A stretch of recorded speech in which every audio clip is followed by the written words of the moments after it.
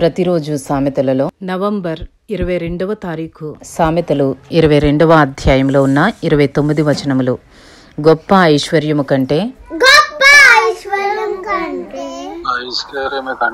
మంచి పేరును వెండి బంగారముల కంటే దయయు కోరదగినవి. ఐశ్వర్యవంతులను దరిద్రులను కలిసియుందురు. వారందరినీ కలుగజేసిన వాడు యెహోవాయే. బుద్ధిమంతుడు అపాయము వచ్చుట చూచి దాగును. జ్ఞానము లేనివారు యోచింపక ఆపదలో పడుదురు. యెహోవాయందు భయభక్తులు కలిగియుండుట వినయమునకు ప్రతిఫలము. ఐశ్వర్యమును ఘనతయు జీవమును దాని వలన కలుగును. ముండ్లును ఉరులును మూర్ఖుల మార్గములో ఉన్నవి. తన్ను కాపాడుకునివాడు వాటికి దూరముగా ఉండును.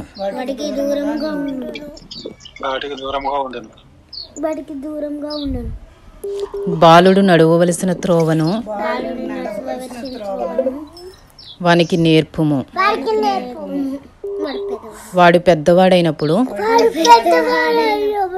దాని నుండి తొలగిపోడు. ఐశ్వర్యవంతుడు బీదల మీద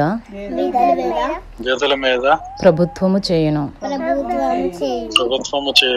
అప్పు చేయువాడు అప్పిచ్చిన వానికి దాసుడు. దౌష్ట్యము విత్తువాడు కీడును కోయును. వాని క్రోధమును దండము కాలిపోవును. దయాదృష్టి గలవాడు తన ఆహారములో కొంత దరిద్రునికి ఇచ్చును. అట్టివాడు దీవెన నొందను. తిరస్కార బుద్ధి గలవాని తోలివేసిన ఎడల కలహములు మానును. పోరు తీరి అవమానము మానిపోవును. హృదయ శుద్ధిని ప్రేమించుచు దయగల మాటలు పలుకువానికి రాజు స్నేహితుడగును. యెహోవా చూపులు జ్ఞానము గలవాన్ని కాపాడును. విశ్వాసఘాతకుల మాటలు ఆయన వ్యర్థము చేయును. సోమరి బయట సింహమున్నది. వీధులలో నేను చంపబడుదునను. వేశ్య నోరు లోతైన గొయ్యి. యెహోవా శాపము నొందినవాడు దానిలో పడును. బాలుని హృదయములో మూఢత్వము స్వాభావికముగా పుట్టును. శిక్షాదండము దానిని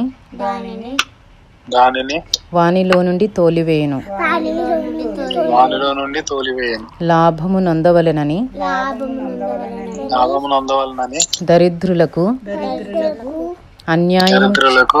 అన్యాయము చేయువానికిని అన్యాయం చేయువానికిని ధనవంతులకిచ్చువానికిని ధనవంతులకిచ్చువానికిని నష్టమే కలుగును. నష్టమే కలుగును. చెవియొగ్గి చెవియొగ్గి జ్ఞానుల ఉపదేశము ఆలకింపుము. ఆలకించు.